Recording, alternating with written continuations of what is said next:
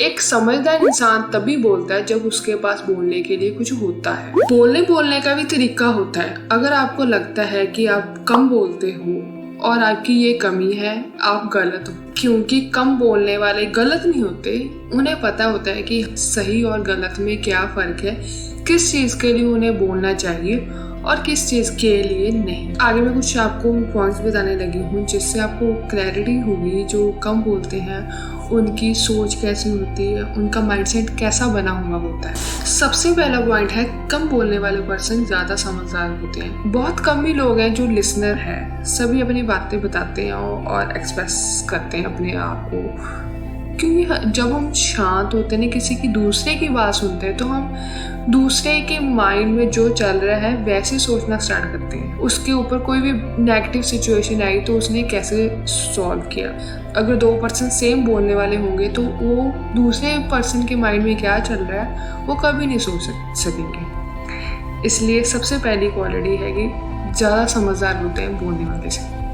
दूसरा पॉइंट ये है कि कम बोलने वाले ज़्यादा इंटेलिजेंट होते हैं। उन्हें पता होता है कि कम वर्ड्स में, थोड़े वर्ड्स में उन्हें अपनी बात को कैसे एक्सप्रेस करना है। अगर उसने थोड़ा अग्रेसिव वे में बोला, उन्हें पता होगा कि सामने वाला थोड़ा हाइपर हो जाएगा, उसकी बात समझेगा नहीं। इसलिए उन्हें एक तरीका आ जाता है कि काफ़ी लोगों से बैठते हैं, उनकी बातें सुनते हैं, तो इसलिए उन्हें अपना पॉइंट रखने में ईजी रहता है। नेक्स्ट क्वालिटी ये होती है कि जो कम बोलते हैं वो सबसे पहले प्रोज एंड कॉन्स दोनों देखकर ही चीज़ें बोलते हैं। अगर एक सामने वाला बोलने वाला बंदा है, वो कोई भी चीज़ को बताने लगा है तो वो उसकी अच्छाई देखकर कोई भी चीज़ के लिए वो तभी दूसरे बंदे को बोलता है। पर एक समझदार और चुप रहने वाला पर्सन वो उसके कोई भी चीज़ की डिसएडवांटेज देखकर फिर ही बोलता है।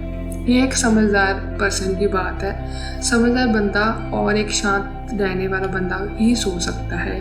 कोई भी चीज़ की डिसएडवांटेज तो होती है, पर एक ज़्यादा बोलने वाला पर्सन वो स्टार्टिंग में और एक एक्साइटमेंट लेवल अप होने के कारण वो डिसएडवांटेज देखता नहीं है। नेक्स्ट पॉइंट है, जो कम बोलते हैं वो दिल के अच्छे होते हैं। आप सोचोगे कैसे? जो कम बोलते हैं वो इतना लोगों के साथ मिले जुले नहीं होते, पर उन्हें पता होता है कि कौन सी चीज़ किस पर्सन के सामने बोलनी चाहिए, उसे हर्ट करेगी कि नहीं। वो उन्हें एक बोलने का तरीका आ जाता है। कई बातें हमें डायरेक्ट नहीं बोलनी चाहिए कि सामने वाले पर्सन को हर्ट करे, क्योंकि हम दिल और दिमाग दोनों चीज़ों को कंबाइन करके ही काम करते हैं। पर एक शांत रहने वाला पर्सन दोनों वे से ही सोचता है कि कैसे सामने वाले पर्सन को खुश किया जाए। नेक्स्ट पॉइंट है, जो कम बोलते हैं उन्हें सक्सेसफुल पर्सन बनने की क्वालिटी ज़्यादा होती है।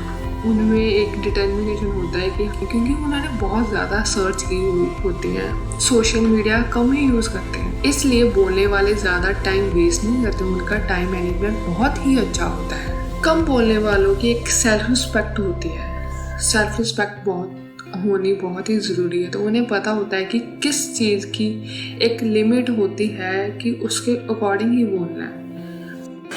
कई कुछ लोग हमें हल्के में लेने लग जाते हैं कि इससे कुछ भी बोल दो, इससे धीरे धीरे वैल्यू कम होनी स्टार्ट हो जाएंगी। नेक्स्ट क्वालिटी है, कम बोलने वाले ज़्यादा अकेला रहना पसंद करते हैं, क्योंकि उन्हें पता है कि ज़्यादा लोगों के साथ इंटरेक्ट ना करने के कारण उनका मोस्ट ऑफ द टाइम अपने आप के लिए होता है कि कैसे अपने आप को और ग्रो करें और अपने में जो हिडन टैलेंट्स है और जो क्वालिटीज़ हैं उसे और पॉलिश कैसे करें। Last but not the least, कम बोलने वाले लोग बहुत ही पीसफुल होते हैं। इनके दुश्मन तो बहुत ही कम ही होते हैं, ना के बराबरी समझो। जितना आप कम बोलोगे उतने कम प्रॉमिस करोगे, जितने कम प्रॉमिस होगे उतने कम प्रॉमिस टूटेंगे।